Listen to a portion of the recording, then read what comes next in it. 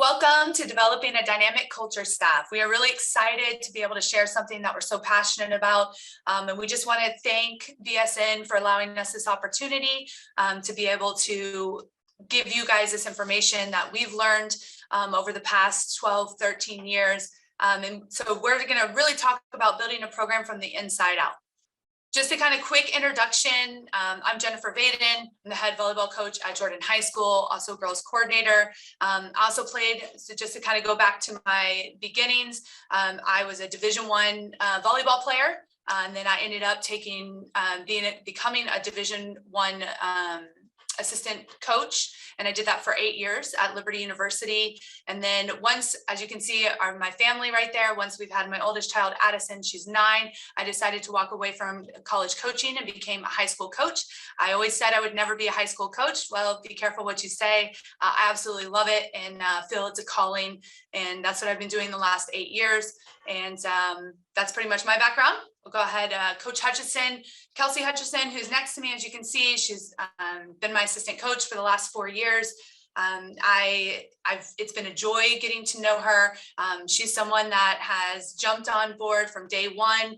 I was able to kind of cast a vision to her when I was at May Creek. I had only won 5 games the previous year and sold the vision to her that, hey, we're doing something special here. I'd love for you to come on. She was at the junior high coach at that point, jumped on board, came on, helped us turn that program around from 5 wins to 18 wins the next year, and then 18 wins to 22 wins the following year.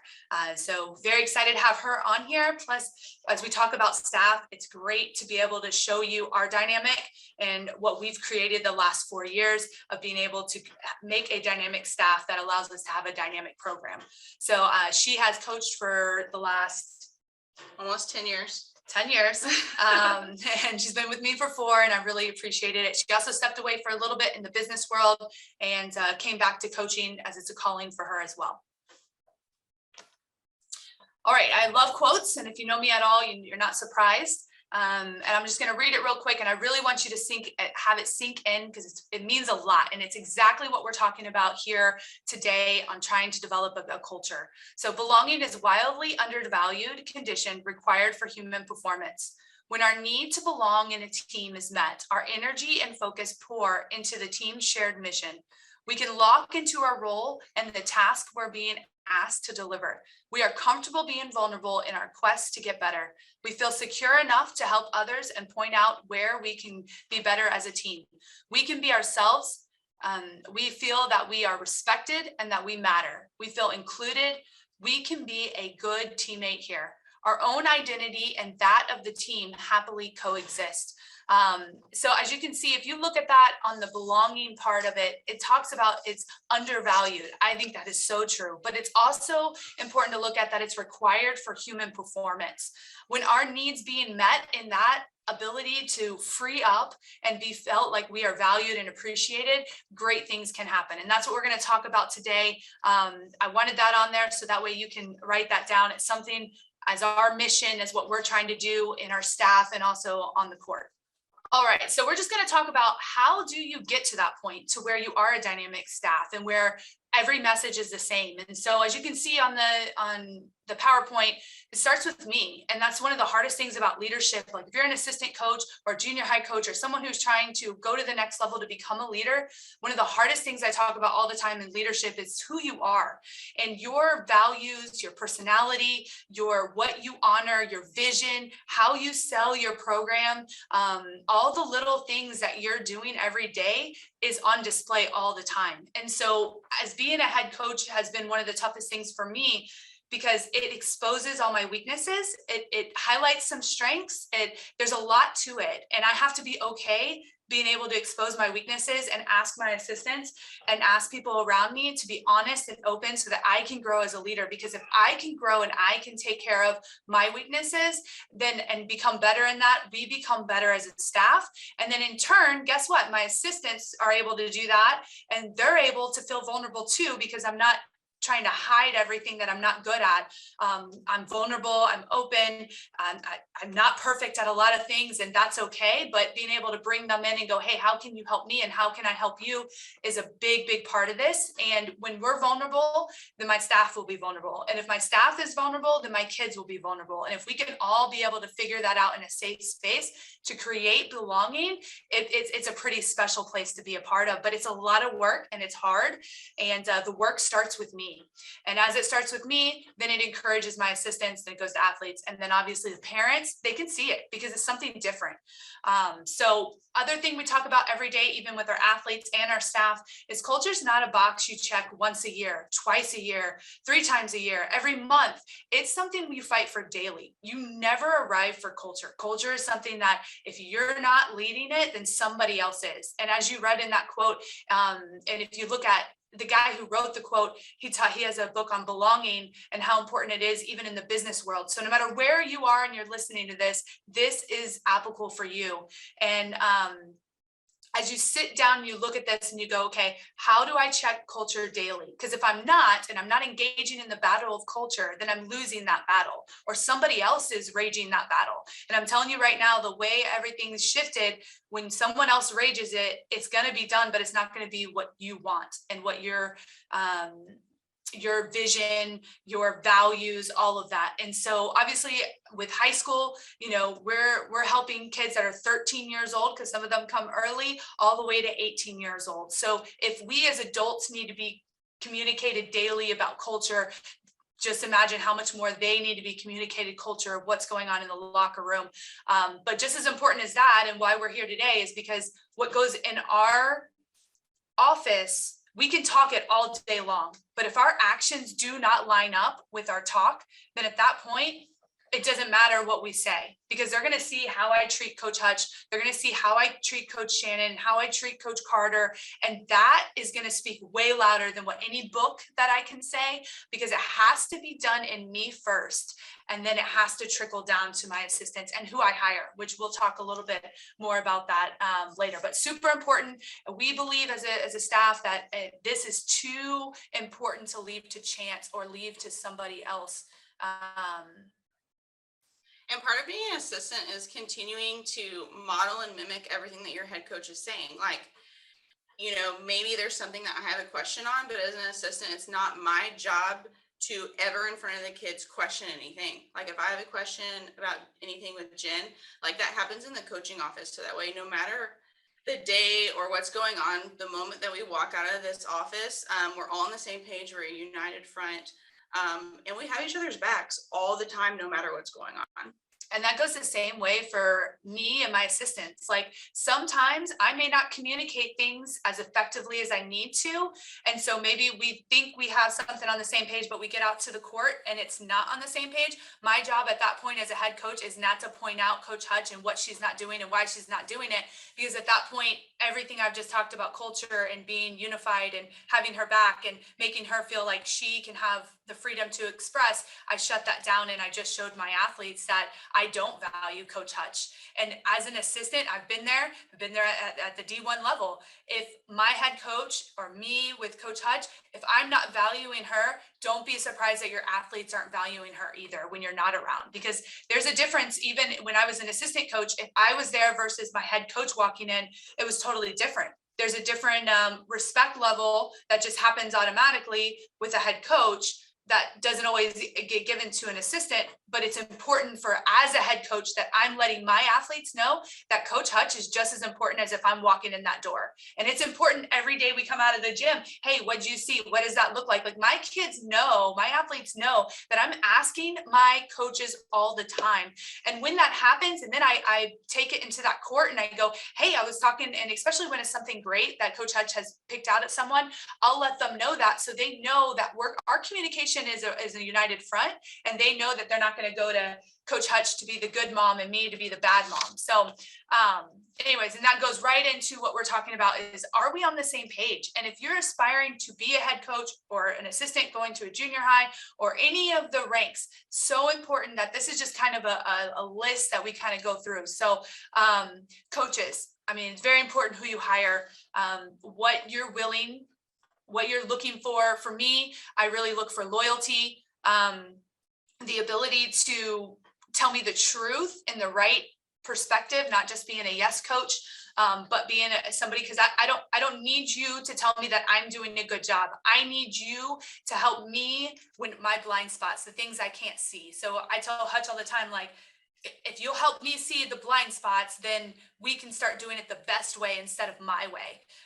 It can't be a my way or the highway, because then I'm doing the program by myself and I'm not bringing anybody along. So don't be surprised if athletes do that same thing, if that's your approach to becoming a head coach or even an assistant.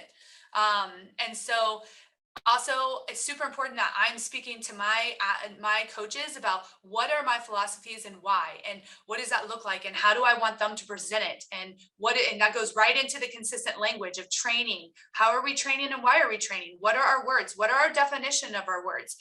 And then I can't stress enough the consistency and discipline. My varsity can't have one standard and my freshmen have another standard. That gets real hard, and that puts your assistants in some really tough positions, to have to enforce things that should be enforced by the head coach, but are left to an assistant. It just puts them in a really tricky spot. And you can speak to kind of some of that. And I mean, and I'll talk a little bit, we talk at the end about, as an assistant coach, roles and responsibilities, but like part of this is also backing whatever the head coach, no matter if we as an assistant believe it's fair or not, it's the rules and we signed on for this. And the idea is that we model and we continue to mimic the vision, the coaching philosophy, the demeanor of whatever our head coach is presenting. And it's the same thing when you interact with the athletes, and it's the same thing when you interact with the parents. Like as an assistant, it's not my job to go get buddy with the parents while, creating this division and this wall between Jen and parents. And so just making sure that like whatever the standard is set, that's a standard that's set, no matter if I agree with it or not. Like, I mean, and if I don't agree, then we have a conversation, and 99.999% of the stuff we agree on, because there's a justification and there's a reason why we do everything in our program. Like we don't do anything just because it's how it's always been done, or how someone we played for did it, or we saw it on a video and we thought, oh, that's cool, let's try it out. Like every single thing that we do in our program, there's a justification and there's a reason why. And that helps for your assistants to be able to explain it. That helps them to buy in. That's just a clear communication to be able to have that consistent language. And then obviously that shifts right into our athletes, because if we're having that constant language, then they're going to have the same language too. You have to remember, whatever you're speaking into your kids becomes their self-talk. So as a coach, you have to be very careful with the impact that you have on what your words are, because it is so important on their growth and their development, and for the staff to be able to see these kids go from point A to point B. And the whole goal is to help them become great people after sports, but while in sports, if that makes sense. And so if we can get them to be successful in this court, then we have a great chance that that same kid is going to use those same principles to be successful, whatever they choose, whatever their life looks. We talk about their life circle all the time. Like you get to choose that. And so, and then if our athletes are speaking the same thing and they're controlling the narrative of, hey, this is how we do it. It's consistent, not perfect. None of us are perfect, and we still work every day to try to figure out what is that best.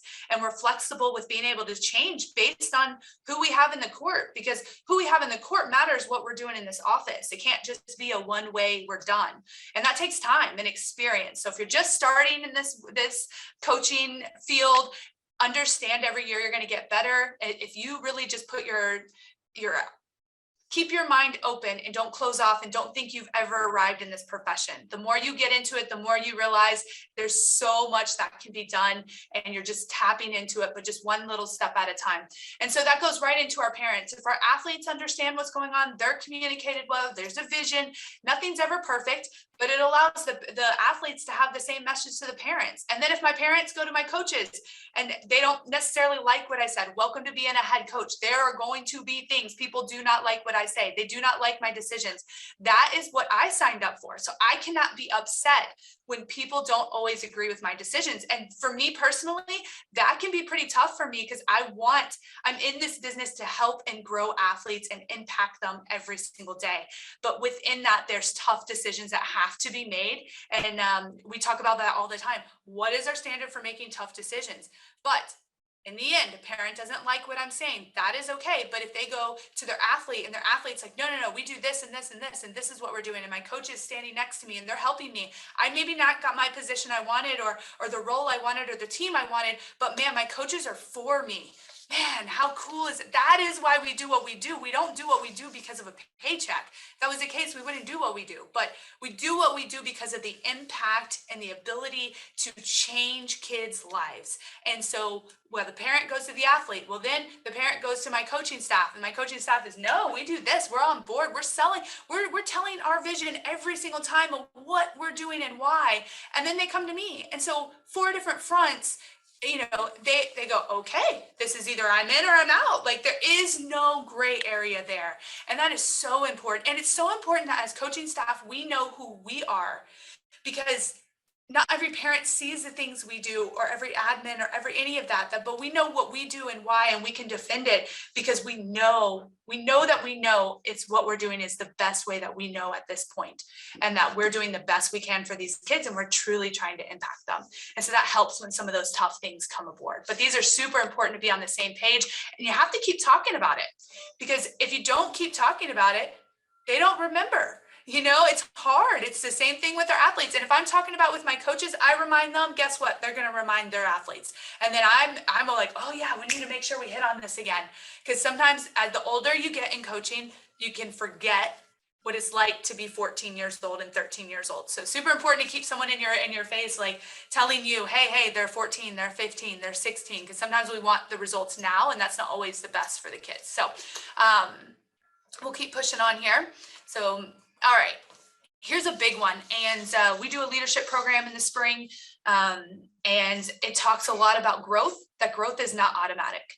If you think you are just going to grow because of time, you're wrong. You're actually not growing, and you may be going backwards if you're not physically growing. And so one of the things John Maxwell talks a lot about is, what is your plan? Can you physically write down your plan? And we do this for our athletes too. Like, what is your plan? Because if I'm having to be reminded that I need a plan for growth, because I'm just going to be real honest, I always thought growth was automatic with time, right?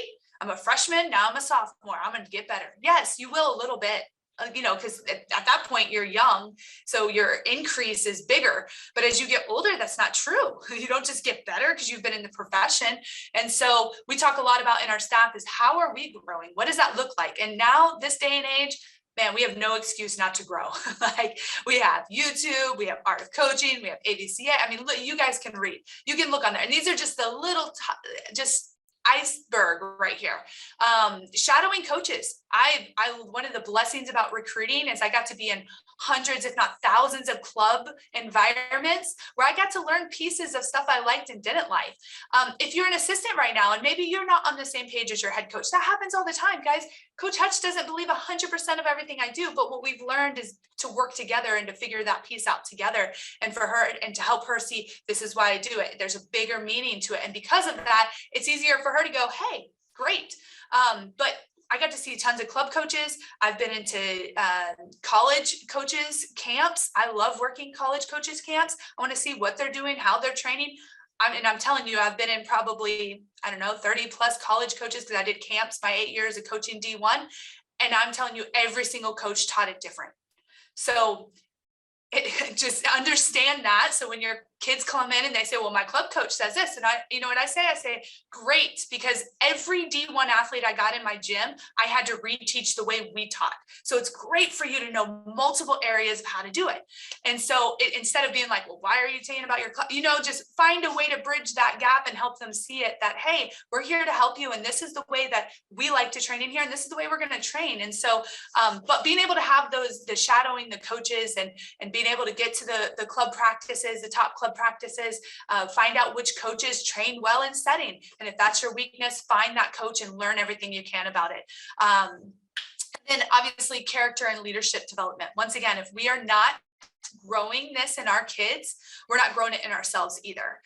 So we start with our staff, and we're growing with the kids in leadership and development too. And how many times has an assistant or myself walked away from a leadership and character and go, oh man, that's a great reminder. I wish at 16 I would have known that. Someone could have told me. Now look, they're not all going to listen, right? If you think your kids are listening 24/7, or that everything you do is going to be 100% go, I said, welcome to high school. They're young, their attention span. I remember being that age and being like, well, why do I have to sit through this again? But over time and consistency and them seeing it out. And that's why leadership is so difficult, because not only do we have to speak it, we have to live it, and we have to model it. And if we're not doing those three things, then it's going to be very tough for it to just see a video and then just go, oh, okay, great, we checked the box. Because they'll check the box with you if you want to check a box. And we always talk about, it's not checking a box, it's how you check a box.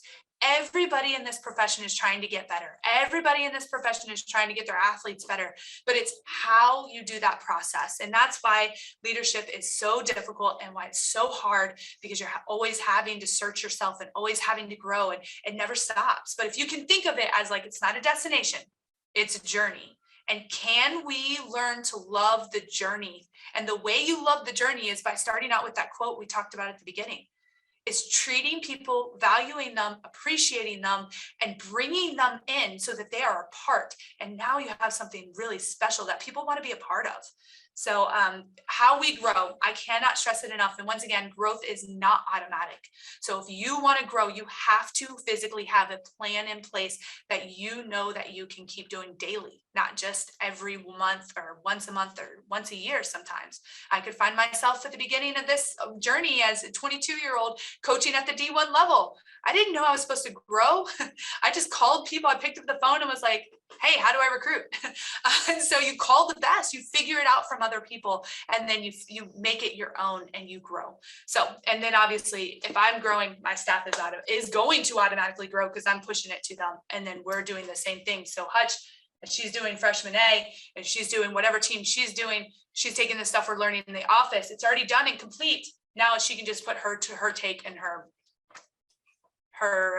personality in it, because I think that's important too. And it's the same thing we tell our kids. Every single freshman group that I've gotten in, I tell them immediately they're probably not going to all agree where I place them on the court. But my whole goal, and I'm a very big picture person, is I want to think of what is 4 years from now athlete, not what is in the moment athlete. So if we have a kid who, one day we look and we're low on middles and Jen's going to need a middle, I'm going to develop this kid as a middle because it's long-term. It's the best thing for the program instead of what I need right now as a coach. I don't really care about winning. But my whole goal as an assistant is I need to be the foundation. I need to be the base. I need to be building up what is going to be the future of this program. It's the same thing we do with our kids. And all of this is modeling and mimicking the character, the development, the language, like everything that's set in the structure that's set by the head coach. And so Jen does a great job of us growing us as assistant coaches. And so all the time she asks these questions for us, And I think, and some of these questions aren't easy and some of the feedback's not easy, but as a head coach, I have to be willing to be vulnerable, and I have to be willing to go, you know what, even if it's hard, and Coach Hutch has brought things and go, hey, what about this? And what does this look like? And while she always brings it tactfully and gracefully and respectful. And I think that's super important if you're an assistant, because some of these areas are very vulnerable, especially for a leader. If you haven't been in that head coaching position, it can be, you don't understand the pressure and the weight sometimes it can hold. So, I have to be open to, when I ask, where can I help you? Or where can I grow? Or what am I not doing that's not putting you in the path of your goal? The first question I asked Hutch when I interviewed her is like, what's your goal? And she was like, my goal is to be a head coach. I said, okay, so my goal as a head coach is to help you and bring you in on this stuff so that when you do walk into that position, you walk and you're not getting hit as much as what I did walking into it. And so anyway, it's just super important. And if I ask for advice, if I ask my assistants for an advice, okay, I cannot be prideful and go, no, we're not doing that, and walk away. Like, I have to be able to validate them and go, hey, thank you for your advice. I didn't think about it that way. I was thinking this, this, and this, because once again, the goal is to find the best way, not my way. And so if we have that, and now we've come to a lot of times where there's been information brought and I'm like, okay. I'm thinking through it. I work through it. And then I'm like, well, but here's what I'm going to do and here's why, but I appreciate your feedback. And that leaves the door open for later on for her to have feedback. And the same thing goes when my assistants, I give them freedom to speak in my gym because I know they're on the same page as me. And I know we've already spoke about all this stuff and I know they're going to back me and they know exactly what I stand for and why, that they're going to, when they speak, they're going to stand for that too. I'm not perfect, just like I'm not perfect. But I have to be able to appreciate that and go, yeah, I appreciate that. And let those kids see that, hey, I'm on board with you too. Because every day she's on board with me. I have to make sure that I'm going the opposite way too and going, I am on board with you. Thank you. And those kids see that and they become on board better too. So these are great questions. They're hard questions. They're not easy. But once you find that coach, their career path, you've got to be committed to helping them in whatever that looks like. All right, so we're going to go through this pretty quickly. Coaching meetings, very, very important to keep them efficient. Time is priceless, guys, and we all need more time. And so the more I can be efficient and not take up time and not waste time and not just meet to meet, I don't need to meet to meet. I need to meet so that we can get on the same page and we can move forward. Giving staff credit. I know it sounds so elementary, giving staff credit, that makes sense. For example, I wrote the outline. Coach Hutch, I was like, hey, can you put together a PowerPoint for me? Boom, put together a PowerPoint. That's amazing. She's a great person that helps me become a better coach, and hopefully I help her become a better coach. That's what it's all about. But if I'm not giving her credit, then she's still going to work because Coach Hutch works. She's a worker. She does really good. She would do that whether I gave her credit or not. But if I'm not giving her credit, it sucks the joy out of her process and it discourages her to be great for our program. None of those I want, and it hurts her as a person. So anybody who does anything of significance always has great people around them. Bring them in, make them feel valued, make them feel a part, make them feel like this is their program. Because at the end of the day, if it's her program, she's going to treat it better. She's going to be more excited. She's going to jump on board. I mean, there's no downside to not making and giving my assistants credit where it's due. I don't do this by myself. I will never do it by myself. I will always bring people in. The journey is funner too. It's way better to do it with each other than to basically just be about me and it's me and that's it. It's not even true. So I shouldn't say it. And if I do say it, then guess what? I'm actually not showing the values and the things I stand for in this program, because I'm asking my athletes to make sure they're bringing people along and making people better around them instead of crushing people around them. So if I'm doing that to Coach Hutch, then I can't be upset at my athletes for crushing other people around them, because guess what? I'm doing it. So once again, that's the hardest part about leadership. It comes back to me and my standards. So having their back, that's self-explanatory, super big and important. The more I have her back, the more she stands for us. And so as far as being an assistant, there are a couple of little nuggets that I've come away with my time with Jen. And one of the biggest things as an assistant is, when in doubt, say no. If the kids come to any of us as an assistant and want a suggestion or want to do this or want to do that, we automatically say no, because it is so much easier for us to come back in this coaching office and go as a group and say, hey, so-and-so wants to do this. They want to wear, a ribbon in their hair. They want to wear this certain shirt on this day. It's much easier to come back the next day and say, hey, we talked as a staff. We think it actually is appropriate. Let's go ahead and let you guys do it. But let's say that I say yes automatically to whatever the kids ask for, and then Jen hasn't approved it.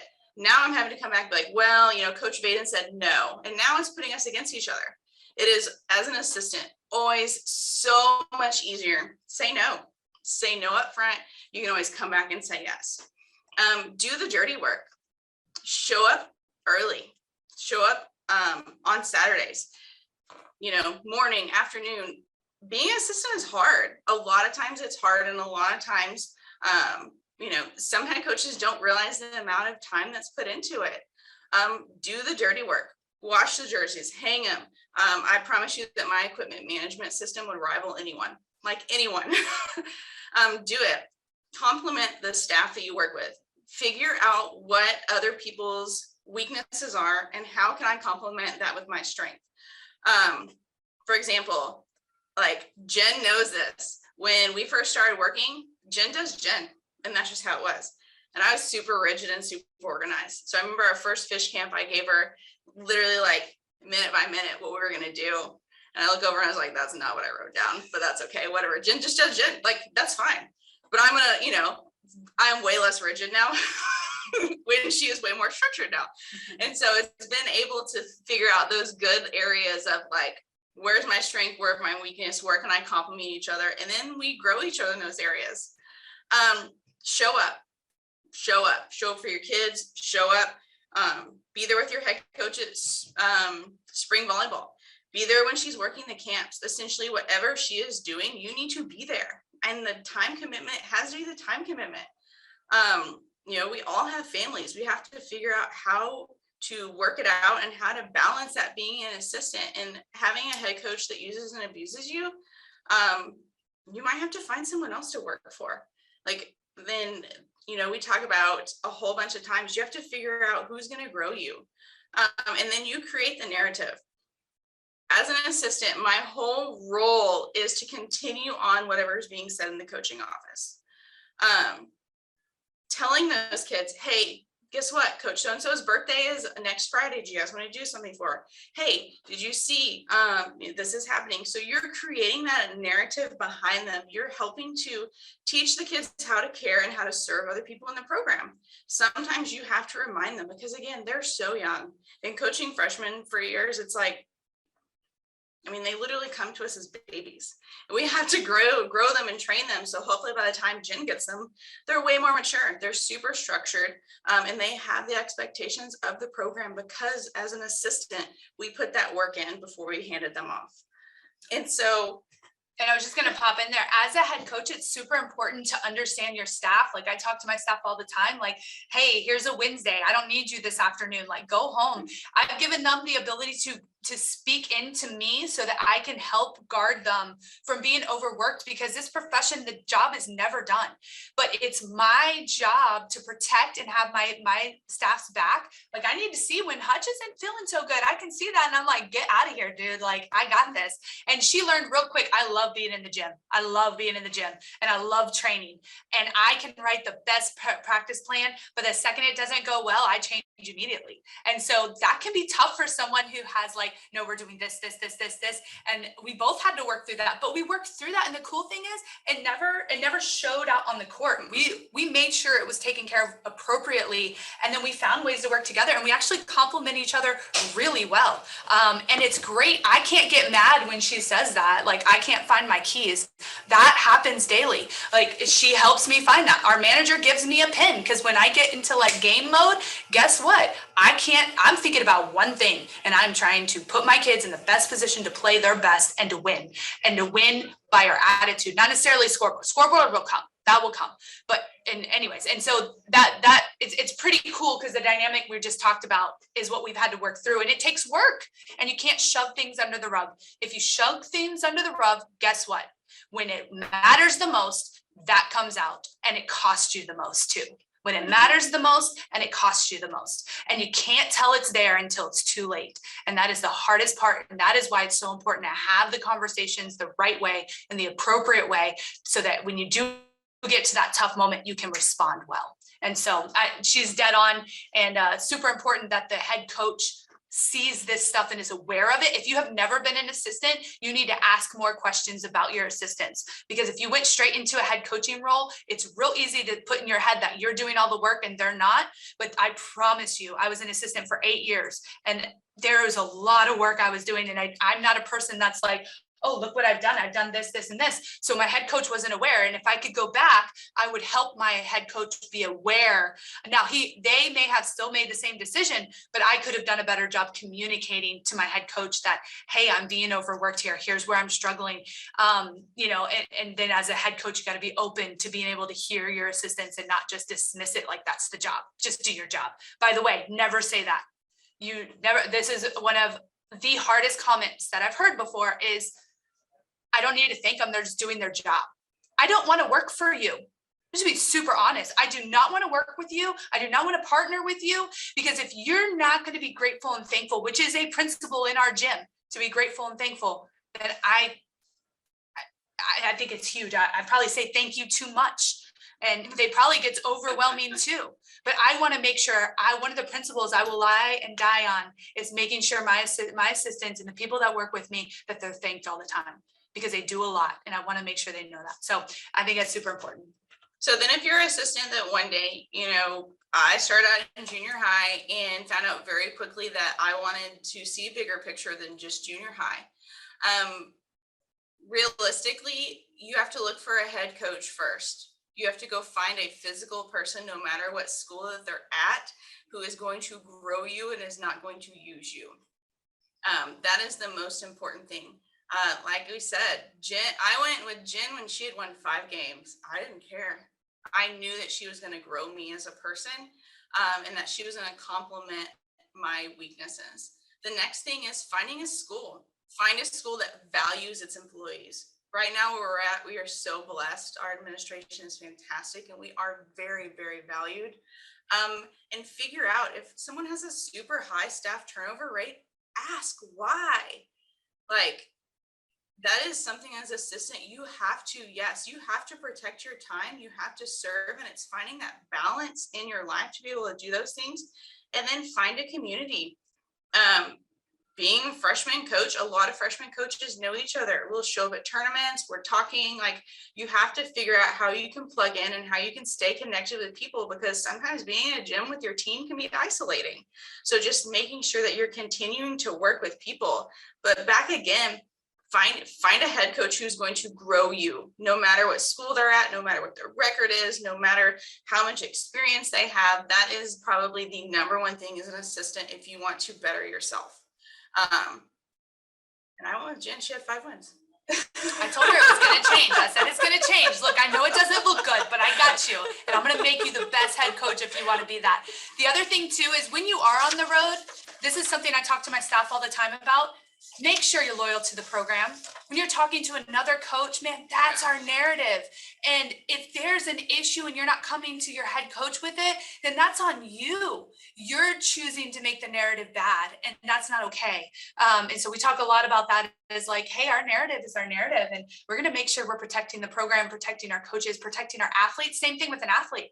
We don't ever want anything bad to ever come out of our mouth about another athlete. That's our fault. That's my leadership.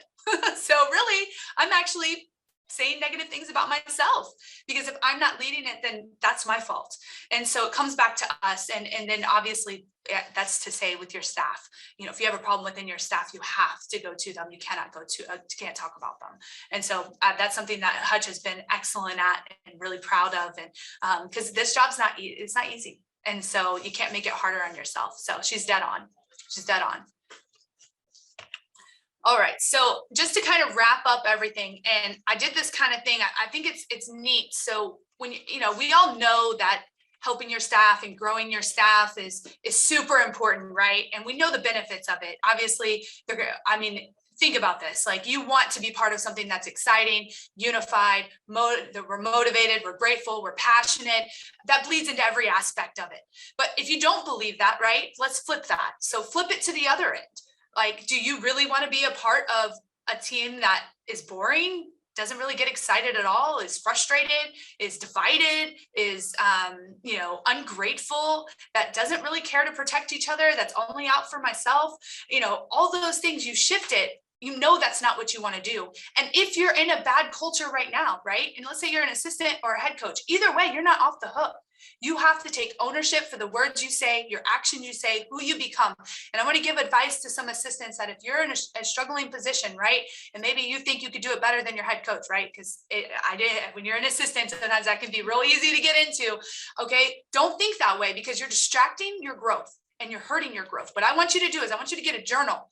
And one day I want you to start preparing to be a head coach. So I want you to take that journal and I want you to start writing down the things you love about your head coach, because there's anybody I come in contact I can learn from. I don't care, from 14, 12 years old, all the way to 70. I can learn something if I'm open to it. And so write down the good things. If you have nothing to say, you got to check yourself. Are you so critical you can't see the good, right? And so write down the good. And then things you don't like, write that down too. You're going to need that. You're going to need every resource you possibly can get your hands on if you are leading anything, a company, doesn't matter what it is. You have to grow. And so you can write down, oh, wait, I didn't like this. I didn't like this. Oh, I like this. Oh, this is a great idea. I used to sit there and I used to do a pregame speech when I was a D1 coach as an assistant of what I would do when I was a head coach. That helped me immensely to be able to have the confidence to walk up. And when it was my turn, I was already prepared. If you are not preparing for your next whatever, then you've already lost it. So every day prepare, grab that journal, don't complain, be great to the people around you. You only get a short period of time that you are around people to impact and to motivate and to help change their lives. Go do the work, man. Don't skip it. We wish you the best. We thank you for coming to our webinar. We hope it was beneficial and valuable. If you want to reach out, feel free. We're at Jordan High School. We love helping people. That's the business we're in, and I hope you are too, and that's why you're a coach. So don't get discouraged. Keep encouraged. We love you guys. Thank you. Have a blessed day.